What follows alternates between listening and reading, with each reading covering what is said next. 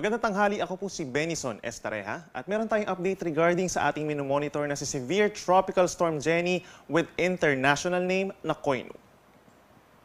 As of 10 in the morning ay huling namataan ng sentro ni Bagyong Jenny, 790 kilometers silangan ng Tuguegarao City, Cagayan. Taglay na ang hangin ng 85 kilometers per hour malapit dun sa kanyang sentro at may pagbugso hanggang 115 kilometers per hour. Medyo mabagal po ang pagkilos nito west-northwest sa bilis lamang na 15 kilometers per hour. Base sa ating latest satellite animation, kung mapapansin po nyo, yung outer portion, yung tinatawag na trough nitong si Bagyong Jenny ay nakaka-apekto na po sa malaking bahagi ng Luzon, lalo na dito sa may western sections, sa may eastern sections rather. Asahan po natin yung minsan malalakas na mga pag-ulan over Bicol region, mga nearby areas dito sa may Quezon Province, at meron tayong mga light to moderate rains dito sa may Cagayan, Isabela, Aurora. At dito rin po sa may summer provinces, asahan din po yung mga pag-uulan dulot ng outer portion nitong si Bagyong Jenny. At meron din tayo paminsan-minsan mga pag-ulan over the western side, kabilang na dyan ang Metro Manila.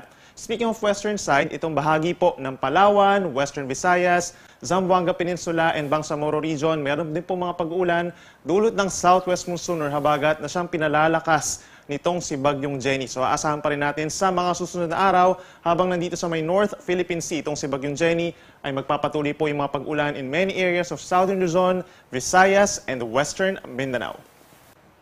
Ito naman po yung latest track regarding kay Severe Tropical Storm Jenny. Simula po ngayong araw, Sunday hanggang sa Tuesday, ay kikilos generally pahilagang kanluran or northwestward ang bagyo. And then pagsapit po ng Wednesday hanggang Friday, ay kikilos naman pakaliwa or westward ang nasabing bagyo at base na rin po sa ating latest track, lalabas ito ng ating Philippine Area of Responsibility pagsapit ng Thursday. In terms of intensity, ito po sa ngayon ay severe tropical storm. Medyo nasa gitnang malakas po na ito na bagyo. Pero bukas, posible pa ito lumakas bilang isang typhoon hanggang sa makalabas po ng Philippine Area of Responsibility. Yung peak intensity nito is possible po na maganap pagsapit po ng Tuesday by 150 kilometers per hour maximum sustained winds. Pero hindi pa rin natin inaalis yung chance na ito ay lumakas pa bilang isang super typhoon, knowing po na nasa may favorable conditions ito sa may mainit na parte ng karagatan.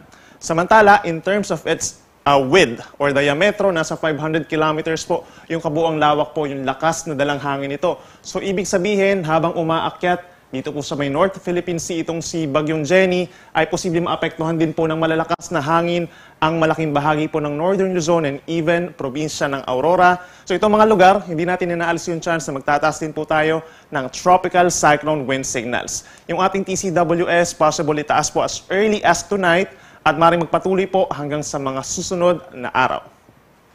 By tomorrow, inaasahan po na nasa may 660 kilometers ito silangan ng Calayan, Cagayan.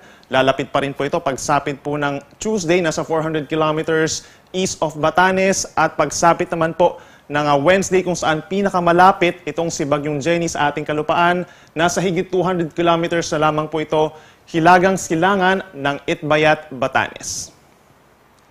Pagdating po sa mga pag-uulan for the next 3 days, yung mga pag-ulan natin hindi lang dahil kay Bagyong Hana, kundi dahil po sa southwest monsoon, tulad ng pinakita natin kanina sa ating satellite animation.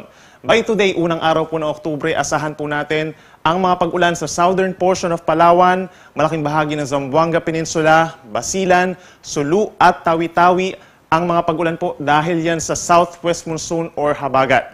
By tomorrow, pinagsamang epekto na po yung mga magiging pag-ulan natin. Dahil kay Bagyong Jenny ay dito po sa may Batanes, Babuyan Islands, mainland Cagayan, and Isabela.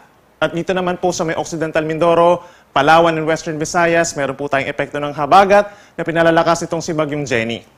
Samantala, pagsapit po ng Tuesday, October 3, asahan pa rin ang mga pag-ulan dito sa may Northern Luzon, Batanes, and Babuyan Islands, mainland Cagayan, Isabela, Ilocos Norte, and Apayao. Direktang epekto po nitong si Bagyong Jenny at dahil po naman sa habagat, dito pa rin sa may Occidental Mindoro, northern portion of Palawan at lalawigan ng Antique. Pinag-iingat po natin yung mga nabanggit natin na lugar sa mga posibleng pagbaha, lalo na po sa mga low-lying areas, yung ating pag-apaw ng mga ilog at pagguho ng mga lupa sa ating mga bulubundukin na lugar. At inaasahan din po natin yung mga ganyang senaryo po sa mga susunod na araw since ina-expect po natin na magkakaroon tayo ng halos tuloy-tuloy ng mga pag-ulan sa mga susunod na araw. In terms of malalakas po na hangin, asahan din po natin ang gusty conditions dahil po dun sa enhanced southwest monsoon for the next 3 days. And for today and tomorrow, asahan po natin yung mga pabugso-bugsong hangin over Mimaropa and Western Visayas. Then pagsapit po ng Tuesday, patuloy ang mga pabugso-bugsong hangin dito sa Mimaropa, Bicol Region, Western Visayas at malaking bahagi ng Calabarzon. Pero hindi po ito direct effect nitong si Bagyong Jenny, kundi epekto ng habagat na siyang pinalalakas ng bagyo.